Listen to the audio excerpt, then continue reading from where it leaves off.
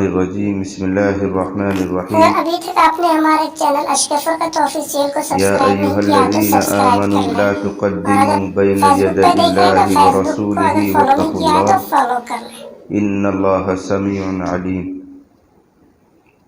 صدق اللہ العظیم۔ بزرگوں اور بھائیوں، جو آیت کریمہ پڑھ کر آپ کو سنائی گئی ہے، یہ سورہ حجرات کی پہلی آیت ہے۔ اس سورت سے پہلے دو سورتیں اور گزری ہیں، ان میں جہاد کے آداب ہیں، گویا اصلاح عالم کے تعلق سے ان میں باتیں کی گئی ہیں، اور سورہ حجرات میں اصلاح نفس کی باتیں کی گئی ہیں۔ وہاں آفاق کی بات ہے، عالم کی بات ہے، اور یہاں خود انسان کی ذات کی اصلاح کی باتیں ہیں۔ ان آیت کریمہ کا شان نزول بھی علماء نے بیان کیا ہے۔ بنو تمیم کا قبیلہ نبی علیہ الصلوۃ والسلام کے پاس پہنچا۔ وہ گاؤں دیہات کے رہنے والے تھے، چھوٹے اور بڑوں کے آداب سے بہت زیادہ واقف نہیں تھے۔ آج بھی جو گاؤں دیہات کے لوگ ہوتے ہیں وہ بیچارہ آداب سے کم واقف ہوتے ہیں۔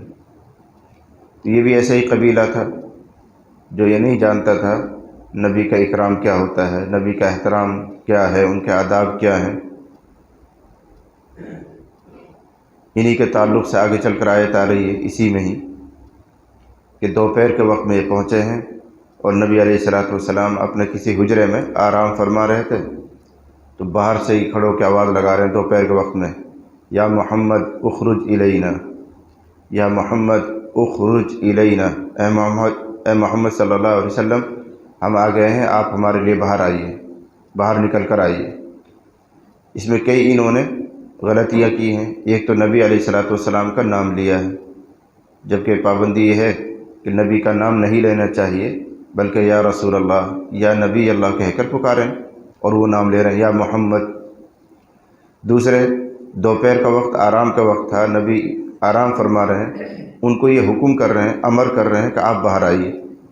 حالانکہ طریقہ یہ ہے کہ انتظار کرتے بیٹھ کے، جب نبی علیہ الصلوۃ والسلام خود باہر تشریف لاتے تبھی اپنی بات کر لیتے۔ تو یہ انہوں نے کچھ ایسی غلطیاں کی ہیں، اسی موقع پر یہ ساری آیتیں اتر رہی ہیں۔ تو میں اس آیت کی روشنی میں سمجھا رہا ہوں کہ یہ بیچارے ایسے لوگ تھے جو آداب سے واقف نہیں تھے۔ مدینہ یہ لوگ پہنچ گئے، جو کچھ ان کو سیکھنا تھا سیکھ لیا، تعلیم دے دی گئی۔ اب واپسی کا موقع ہے تو امیر کی ضرورت تھی۔ واپسی میں لوگ جائیں گے، یہ اپنے قبیلہ پہنچیں گے، تو راستے بھر کے لیے امیر صاحب کون ہوگا؟ ایسے ہی وہاں گاؤں میں پہنچ کر پھر دینی اعتبار سے ان کا ذمہ دار کون رہے گا؟ تو امیر کی بحث چل رہی ہے کہ کس کو امیر بنایا جائے، یہ تلاش چل رہی ہے۔ حضرت ابو بکر اور حضرت عمر رضی اللہ عنہما نے بغیر کسی طلب کے اپنی رائے پیش کی۔ ابھی بس ویسے ہی زیر غور تھا مسئلہ، تلاش میں تھے، اور نبی علیہ الصلوۃ والسلام نے کوئی رائے طلب نہیں کی ہے۔ اپنے اپنے طور پر لوگ کہہ رہے ہیں یار فلاں کو امیر ہونا چاہیے، فلاں کو امیر بنا دیں۔ تو حضرت ابو بکر صدیق رضی اللہ عنہ نے رائے دی اپنے طور پر کہ قعقاع بن معبد ایک ذمہ دار آدمی ہے ان میں سے، ان کو امیر بنانا چاہیے۔ حضرت عمر فاروق رضی اللہ عنہ نے کہا کہ میری رائے یہ ہے کہ اقرع بن حابس کو امیر بنانا چاہیے۔ یہ آپس میں ہی بات کر رہے ہیں، میواتی جس کو کہتے ہیں نا، آپس میں گپ اڑ رہے ہیں۔ نبی علیہ الصلوۃ والسلام نے ابھی رائے طلب نہیں کی ہے، البتہ معلوم ہے کہ بھئی یہ کام ہے۔ اس پر حضرت عمر رضی اللہ عنہ نے کہا ابو بکر تم کو تو میرے ہی خلاف چلنا ہمیشہ، جو رائے میں دوں تم اس کے خلاف رائے دیا کرو۔ تو وہ رائے دے رہے ہیں اقرع بن حابس کی، اور حضرت ابو بکر رائے دے رہے ہیں قعقاع بن معبد کی۔ اس پر حضرت عمر ناراض ہوا، کہنے لگا تمہیں تو بس ہمیشہ میرے الٹا ہی چلنا ہے، میرے خلاف ہی رائے دینی ہے۔ حضرت ابو بکر صدیق رضی اللہ عنہ نے کہا کہ نہیں، تمہارے خلاف کی بات نہیں، جس کو میں درست سمجھ رہا ہوں، ٹھیک سمجھ رہا ہوں، میں اس کو مناسب اس کا نام پیش کر رہا ہوں، اس میں آپ کی مخالفت کی کیا بات؟ اس میں تھوڑی سی ان کی آوازیں بلند ہو گئی، ایک دوسرے کو گرم نرم کہنے لگے۔ اس موقع پر یہ آیت اتر رہی ہیں، یا ایھا الذین آمنوا لا تقدموا بین یدی اللہ ورسولہ واتقوا اللہ ان اللہ سمیع علیم۔ اس سے اگلی آیت آ رہی یا ایھا الذین آمنوا لا ترفعوا اصواتکم فوق صوت النبی ولا تجهروا له بالقول كجهر بعضكم لبعض ان تحبط اعمالكم وانتم لا تشعرون۔ اس میں آداب سکھائے گئے۔ پہلا ادب یہ ہے اے ایمان والو اللہ اور رسول سے آگے مت بڑھا کرو۔ کس چیز میں؟ اس کو ذکر نہیں کیے، قول میں، بات چیت میں، فعل میں، عمل میں، کسی بھی چیز میں اللہ کے رسول سے آگے نہ بڑھو جب تک رسول اللہ خود نہ فرما دیں کہ رائے دو، اس سے پہلے رائے نہیں دینی چاہیے۔ اگر رسول اللہ صلی اللہ علیہ وسلم راستہ چل رہے ہوں تو کوئی ان سے آگے نہ چلے۔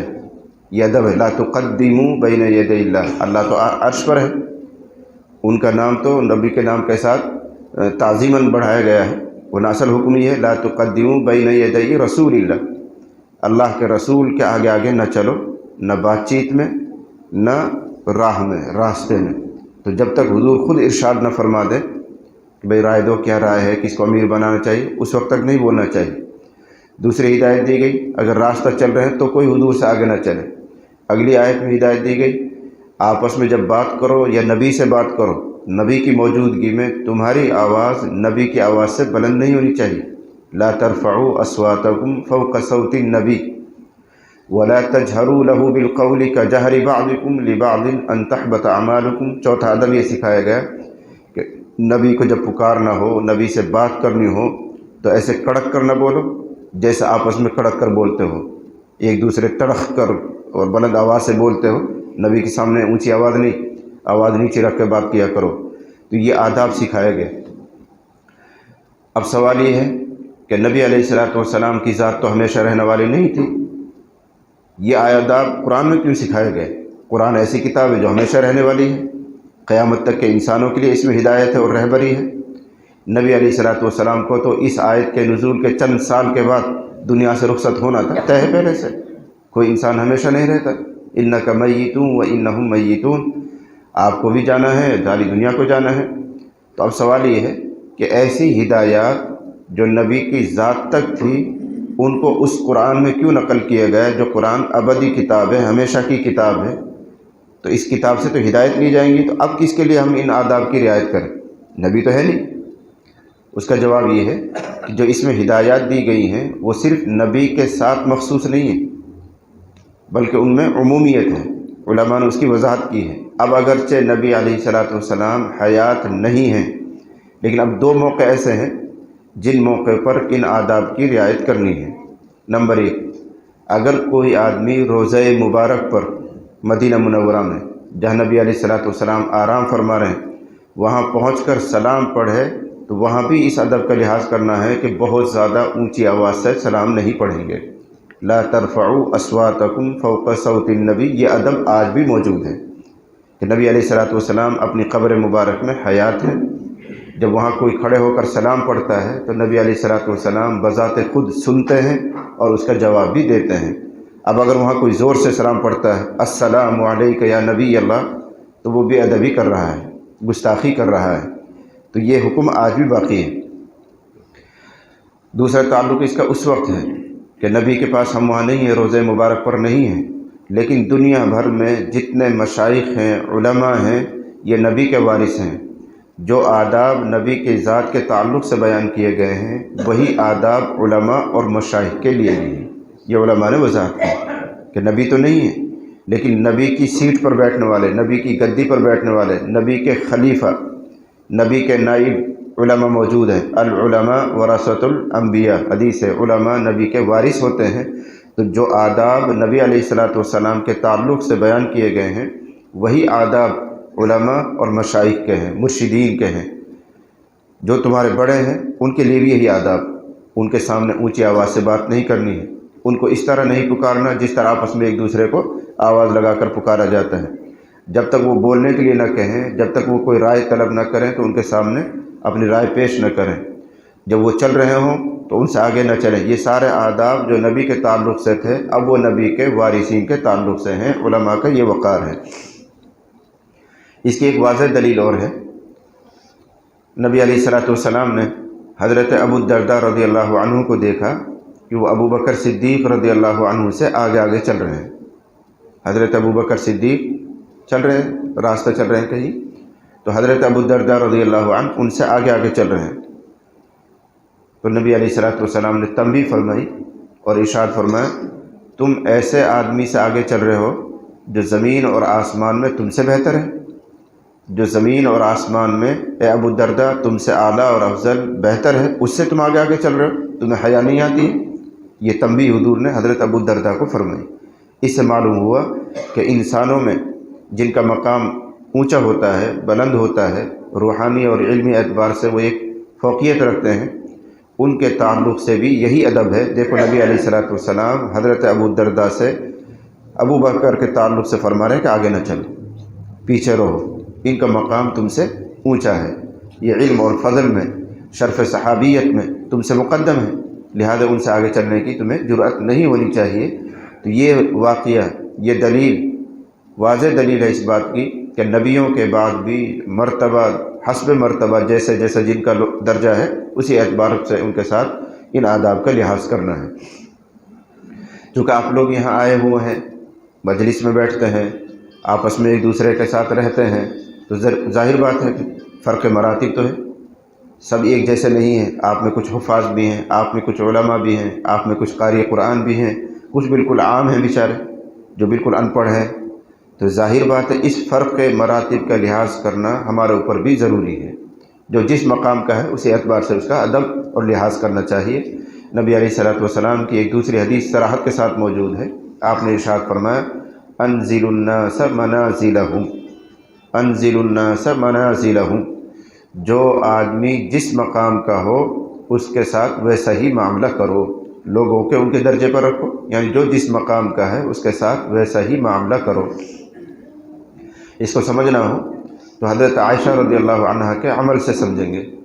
حضرت عائشہ رضی اللہ عنہا کے یہاں ایک سائل آیا، بھیک مانگنے والا آیا، پیدل تھا، تو اپنی خادمہ سے حضرت عائشہ نے فرمایا اس کو کچھ دے دو، جا کے کھجور رہی ہوں گی یا روٹی یا کوئی بھی چیز رہی ہوگی، ان کے ہاتھ میں دیا، جاؤ ان کو باہر دے کر آ جاؤ۔ وہ چلا گیا۔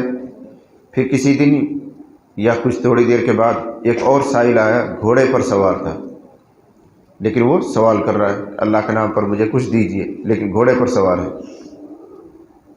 تو حضرت عائشہ رضی اللہ عنہا نے فرمایا اپنی خادمہ سے ان کو اندر بلا لاؤ، تو اندر بلوایا گیا اور ایک جگہ تخت پر یا چٹائی پر کہیں اس کو سلیقے سے بٹھایا، پھر ان کے لیے کھانے پینے کا جو انتظام تھا وہ کیا، جو کھانا وہ مانگ رہا تھا بجائے اس کے ہاتھ میں دینے کے گھر میں ادب سے بٹھا کر کھلایا۔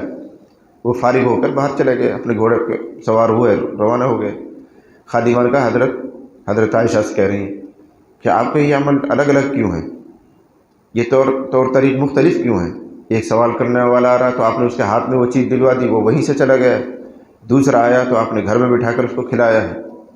تو حضرت عائشہ رضی اللہ عنہا نے فرمایا تم نے دیکھا نہیں، وہ غریب آدمی تھا، پیدل چل رہا تھا، یہ گھوڑے پر سوار ہے، یہ کوئی بڑا آدمی ہے، خاندانی آدمی ہے، اور نبی کا حکم یہ ہے انزل الناس منازلہم، جو جس مقام کا آدمی ہو اسی اعتبار سے اس کے ساتھ معاملہ کرنا چاہیے۔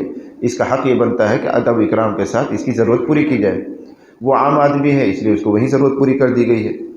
فرق مراتب۔ ایسے ہی جب جلسہ ہوتا ہے میوات میں یا چھوٹا موٹا پروگرام ہوتا ہے تو عام سوچ یہ ہے بھائی ایک ہی کھانا ہونا چاہیے سبن کو، مولوی کو بھی، حافظ جین کو بھی، عوام کا بھی، دھکا پیلی کا بھی، سب کا بھائی ایک ہی کھانا۔ یہ صحیح سوچ نہیں ہے۔ آپ دیکھ رہے ہیں انزل الناس منازلہم، فرق مراتب کرنا ہے۔ علماء کو چاہے وہی کھانا کھلاؤ لیکن ادب کے ساتھ، اکرام کے ساتھ، کسی اونچی جگہ پر بٹھاؤ، دسترخوان لگاؤ، وہاں خدام موجود ہونے چاہیے۔ عام لوگوں کے لیے، بیچاروں کے لیے ایسے تقسیم ہو گیا، کوئی حرج کی بات نہیں۔ ہماری میوات میں پتہ نہیں کیوں ایسا ہے، اس کو ادب سمجھتے ہیں بھائی ایک ہی ہے، بھائی سب کے لیے، سب ایک ہی ہے۔ نہیں، اکرام الگ چیز ہوتی ہے۔ فرق مراتب کا لحاظ کرنا مستقل شریعت کی تعلیم ہے۔ نبی علیہ الصلوۃ والسلام فرما رہے ہیں جو جس مقام کا ہو اسی اعتبار سے اس کے ساتھ معاملہ کرنا چاہیے۔ تو آج کی مجلس میں ادب نمبر 1، جو اپنا سے بڑا ہو علم میں، مرتبے میں، عمر میں، اس سے پیش قدمی نہیں کرنی، آگے نہیں بڑھنا ہے۔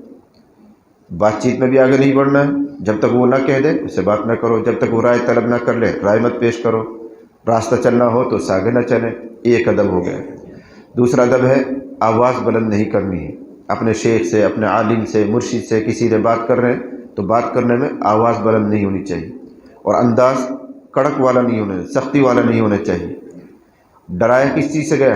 ان تحبط اعمالکم وانتم لا تشعرون، کہیں ایسا نہ ہو کہ تمہاری بے ادبی کرنے سے تمہارے سارے اعمال ضائع ہو جائیں، جو تم نے تہجد پڑھی ہے، اشراق پڑھی ہے، تسبیحات پڑھی ہے، اعتکاف کیا ہے، بہت سی ریاضتیں کی ہیں، کہیں ایسا نہ ہو کہ گستاخی کرنے کی وجہ سے، بے ادبی کرنے کی وجہ سے تمہارے اعمال ہی ضائع ہو جائیں اور تمہیں پتہ بھی نہ چلے۔ واتقوا اللہ، اللہ سے ڈرا کرو، حکم دیا گیا اور اس کے ساتھ کہا گیا واتقوا اللہ، اللہ سے ڈرو۔ یعنی اب علماء کی قدر کرنا، مشائخ کی قدر کرنا اس وجہ سے ہے کہ وہ اللہ کا حکم ہے۔ اگر اس حکم کو تم توڑ رہے ہو، علماء کی اور مشائخ کی قدر نہیں کر رہے ہو، تو اس کا مطلب یہ ہے کہ تمہارے دلوں میں اللہ کے حکم کی عظمت نہیں ہے، اس لیے جوڑ گیا واتقوا اللہ، اللہ سے ڈرو۔ ان کا ادب کرنا اس وجہ سے ہے کہ اللہ کا حکم ہے، تو اللہ کا خیال کر کے، اللہ کی عظمت کا لحاظ کر کے، اللہ کے حکم کا پاس اور لحاظ کر کے اب ان کی قدر کرنی ہے، اس لیے اس کو اس کے ساتھ جوڑا گیا ہے لا تقدموا بین یدی اللہ ورسولہ واتقوا اللہ، اللہ اس کے رسول سے آگے نہ بڑھو، پیش قدمی نہ کرو اور اللہ سے ڈرو۔ جب تم مومن ہو اور اللہ کو مانتے ہو تو اللہ کا ہی یہ حکم ہے کہ ان کا اکرام کرنا ہے، اگر نہیں اکرام کر رہے ہو تو اس کا مطلب یہ ہے کہ اللہ سے نہیں ڈر رہے ہو۔ فرق سمجھ میں آ رہا ہے؟ اللہ نے حکم دیا ہے، اب اللہ کا حکم ہونے کی وجہ سے ہمیں بہرحال اکرام کرنا ہی پڑے گا۔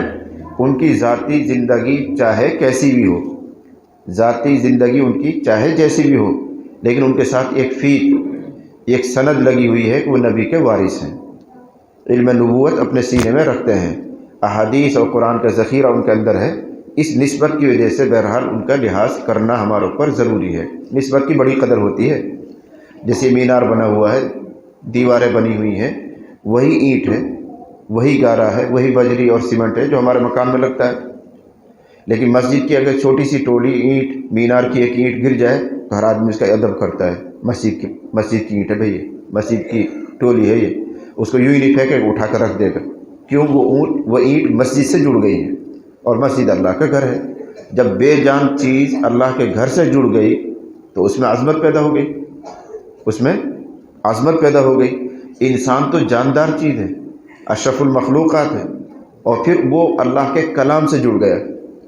یہ تو اینٹ تھی جو بے جان چیز ہے اور بے جان چیز کے ساتھ جڑنے کی وجہ سے بڑی ہو گئی ہے، تو انسان زندہ ہے، اشرف المخلوقات ہے، اور وہ اللہ کے کلام سے جڑ گیا ہے کہ اس کا پڑھا ہوا ہے، اس کو پڑھاتا ہے، تو اس کی شان کیوں نہیں بڑھے گی، اس کی عظمت کیوں نہیں بڑھے گی؟ اس لیے ان کی عظمت بڑھا دی گئی ہے قرآن کی برکت سے، حدیث کی برکت سے۔ تو بہرحال ہمیں آپسی اپنی خانہ زندگی میں بھی ان امور کا لحاظ کرنا چاہیے، ان آداب کا لحاظ کرنا چاہیے۔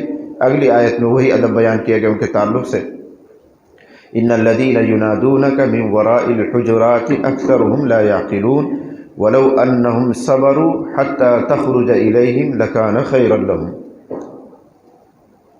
میں نے ابھی سنایا تھا بنو تمیم کے لوگ آئے ہیں اور دوپہر کے وقت میں آ کر حضور کا دروازہ بجا رہے ہیں، زور زور سے آواز لگا رہے ہیں، یا محمد اخرج الینا، یا محمد اخرج الینا۔ تو تنبیہ نازل کی گئی کہ جو لوگ اس طرح آپ کو آواز لگا رہے تھے وہ اکثر بیوقوف ہیں، اکثر نہ سمجھ ہیں، اکثرهم لا یعقلون۔ ان کو اتنا شعور نہیں کہ ہم کس کو آواز لگا رہے ہیں اور کیسے وقت میں آواز لگا رہے ہیں۔ ولو انہم صبروا، اگر وہ لوگ ٹھہرے رہتے، انتظار کرتے، یہاں تک کہ نبی خود ان کی طرف نکل کر آتے، ظہر پڑھانے کے لیے، عصر پڑھانے کے لیے، فارغ ہو کر خود ہی انسانوں کی طرف نکل کر آتے، لکان خیرا لہم، تو ان کے لیے یہ بات زیادہ بہتر تھی۔ اس سے یہ ادب معلوم ہوا کہ کسی شیخ یا مرشد یا کسی عالم دین کے پاس جائیں اور اس کے آرام کا وقت ہو تو اس کا دروازہ نہیں بجانا چاہیے، اس کو آواز نہیں لگانی چاہیے، بلکہ بیٹھ کر انتظار کریں۔ حضرت ابن عباس رضی اللہ عنہما جو رئیس المفسرین ہیں، صحابہ میں، تابعین میں قرآن کا بڑا علم رکھنے والے ہیں، رئیس المفسرین یعنی مفسروں کے سردار ہیں، وہ جب کسی صحابی کے یہاں جاتے ہیں حدیث حاصل کرنے کے لیے، ان کو پتہ چلتا ہے کہ اس کے پاس بھی ایک حدیث ہے، فلاں کے پاس بھی ایک حدیث ہے، ان عالم کے پاس بھی حدیث ہے جو میرے پاس نہیں ہے، تو حضرت ابن عباس رضی اللہ عنہ اتنے بڑا آدمی ہونے کے باوجود، رئیس المفسرین ہونے کے باوجود، ان کے گھر پر جاتے اور دروازے کے باہر بیٹھے رہتے۔ اب 2 گھنٹے بھی لگ جاتے، 3 گھنٹے بھی ہو جاتے، 4 گھنٹے بھی ہو جاتے، ان کے نکلنے کا انتظار کرتے۔ وہ جو صحابی ہوتے تھے یا عالم دین ہوتے تھے، ان کے نکلنے کا انتظار کرتے۔ جب وہ نکل کر آتے تو دعا سلام کے بعد کہتے میں فلاں حدیث سننے کے لیے آپ کے پاس آیا ہوں، تو وہ اکراماً فرماتے اللہ کے بندے آپ یہاں کیا کر رہے ہیں؟ آپ نے آواز کیوں نہیں لگائی؟ کسی غلام کے ذریعے آپ نے خبر کیوں نہیں کروا دی؟ کسی طرح اطلاع کروا دیتے تو میں تو اسی وقت باہر آ جاتا۔ اور وہ کیا کہتے تھے؟ اے رسول اللہ کے چچا زاد بھائی ابن عباس رضی اللہ عنہ حضرت عباس کے بیٹے ہیں، اور حضرت عباس حضور کے چچا ہیں، تو چچا کے لڑکے ہیں، یہ حضور کے چچا کے لڑکے ہیں ابن عباس، تو اس لیے وہ کہتے تھے اے حضور کے چچا زاد بھائی، آپ اللہ کے نبی کے بھائی ہیں، آپ کا اکرام کتنا بڑا ہے، تو آپ تو اطلاع کرتے میں فوراً باہر نکل کر آتا۔ تو ابن عباس رضی اللہ عنہ کیا فرماتے؟ نہیں، عالم اپنی قوم میں مثل نبی کے ہوتا ہے، عالم اپنی قوم میں نبی کی طرح ہوتا ہے، اور اللہ نے نبی کے تعلق سے یہ حکم دیا ہے تو ان کو آواز نہ لگایا کرو جب تک وہ خود نکل کر نہ آ جائے، اس لیے میں باہر بیٹھ کر انتظار کر رہا ہوں کہ آپ اللہ کے نبی کی طرح ہیں اپنی قوم میں۔ کتنا اونچا مقام ہے، جو عالم ہوتا ہے وہ اپنی قوم میں نبی کے مثل ہوتا ہے، یہ ابن عباس نے فرمایا۔ تو ابن عباس رئیس المفسرین ہیں، تو حضرت ابن عباس خود ادب کا اتنا لحاظ کرتے تھے، باہر ہی بیٹھے رہتے تھے، آواز نہیں لگاتے تھے، حالانکہ وہ باہر چاہتے تو بلا سکتے تھے، وہ آ کر خود ہی کہتے تھے کہ آپ نے اطلاع کیوں نہیں کی، مجھے بلایا کیوں نہیں، لیکن وہ کیا فرماتے؟ نہیں، آپ قوم میں نبی کے مثل ہیں، اور نبی کے تعلق سے اللہ کا حکم یہ ہے ان کو آواز نہیں لگانی چاہیے، ان کو باہر نہیں بلانا چاہیے، بلکہ ان کے نکلنے کا انتظار کرنا چاہیے۔ یہ بہت سمجھنے کی چیز ہے اور بہت اہمیت کا اصول ہے کہ آدمی کا پورا لحاظ کیا جائے، کسی کو کوئی تکلیف نہ ہو۔ اب ہمارے گاؤں دیہات کے لوگ آتے ہیں، ہمیں ذاتی طور پر تجربہ ہے، مدرسے والے جو ہوتے ہیں وہ صبح 4 بجے سے جاگتے ہیں، پڑھنے پڑھانے میں لگ جاتے ہیں، نماز کے بعد پھر پڑھاتے ہیں، 11 بجے چھٹی ہوتی ہے، پھر دوپہر کا کھانا کھاتے ہیں، تو 12 بجے وہ آرام کرتے ہیں، 12 سے 2 کے درمیان ان کے لیے بہت اہم وقت ہوتا ہے۔ اب گاؤں دیہات کے لوگ آتے ہیں، کوئی 12:30 بجے، کوئی 1 بجے، کوئی 1:45 بجے، زور سے دروازہ بجا کے دروازہ کھلوا دیں گے۔ یہ بے ادبی ہے، اس سے جو فائدے کی جو راہ ہے وہ رک جاتی ہے۔ اگر شیخ کی یا عالم دین کی دل کو کدورت پہنچ جائے، تکلیف پہنچ جائے تو فائدہ رک جاتا ہے۔ مریدین کے لیے خاص طور سے بتا رہا ہوں، جو منسلک ہوتے ہیں، جو مریدین ہوتے ہیں، وہ کوئی ایسی نقل یا حرکت یا ایسی بات نہ کریں کہ مرشد اور شیخ کے دل کو کدورت پہنچے، تکلیف پہنچے۔ ظاہر بات وہ کچھ نہیں کہے گا، لیکن اگر اس کے دل کو ٹھیس پہنچی ہوئی ہے تو فائدے کا راستہ رک جائے گا۔ پائپ لائن میں کچرا آ جائے تو پانی رکے گا کہ نہیں؟ بالکل وہی، آپ استفادے کے لیے کسی سے جڑتے ہیں، وابستہ ہوتے ہیں، وہ جو شیخ ہے وہ تو ایک پائپ لائن ہے، اللہ دینے والا ہے، ہدایت اللہ کرتا ہے، تربیت اللہ کرتا ہے، فیض اللہ پہنچاتا ہے، اس کے لیے ذریعہ بنایا اللہ تعالیٰ نے اس عالم کو، شیخ کو، مرشد کو۔ اس میں اگر کچرا آ گیا ہے تو فیض رک جائے گا، برکتیں رک جائیں گی، آپ کی تعلیم کا سلسلہ موقوف ہو جائے گا۔ ویسے آپ مرید صاحب ہیں، عمل بھی کر رہے ہیں، سب کچھ کر رہے ہیں، لیکن دل کے معاملہ بڑا نازک ہوتا ہے، اگر شیخ کا دل دکھ گیا ہے تو راہ رک جائے گی۔ ان چیزوں کا بہت خیال کرنا چاہیے۔ اس سے اندازہ کریں کہ ان چھوٹے چھوٹے آداب کو قرآن نے اپنے اندر جگہ دی ہے تو کتنی اہمیت رہی ہوگی، ورنہ تو قرآن کوئی ایسی چھوٹی موٹی باتیں بیان کرنے کے لیے تھوڑی ہے، تو دیکھنے میں چھوٹی ہیں لیکن انجام ان کا بہت بڑا ہوتا ہے۔ اس لیے قرآن حکیم نے ان کو اہمیت دی ہے، اور خود قرآن کے صفحات میں یہ ہدایات لکھی ہوئی ہیں۔ اللہ تعالیٰ مجھے بھی، آپ کو بھی، سب کو سمجھنے کی اور ایک دوسرے کا ادب اور لحاظ کرنے کی توفیق عطا فرمائے۔ بزرگوں نے فرمایا ادب ہی اصل دین ہے، ادب ہی اصل دین ہے۔ اللہ کا ادب، رسول اللہ کا ادب، قرآن کا ادب، مسجد کا ادب، مسلمان کا ادب، ماں باپ کا ادب، بچوں کا ادب، سب کا ادب ہی ادب ہے۔ تعلیم کیا؟ آداب کی تو تعلیم ہے اسلام میں، تو ادب ہی دین ہے۔ اب اللہ سب سے بڑے ہیں تو ان کا ادب سب سے بڑا ہونا چاہیے، رسول اللہ بڑے ہیں تو ان کا ادب ہونا چاہیے، قرآن بڑی چیز ہے اس کا ادب ہونا چاہیے۔ تو ادب کا نام ہی تربیت ہے، ادب کا نام ہی اصلاح ہے، آداب کی رعایت کریں گے یہی اصل دین ہے۔ اللہ تعالی ہم سب کو سمجھنے کی توفیق عطا فرمائے۔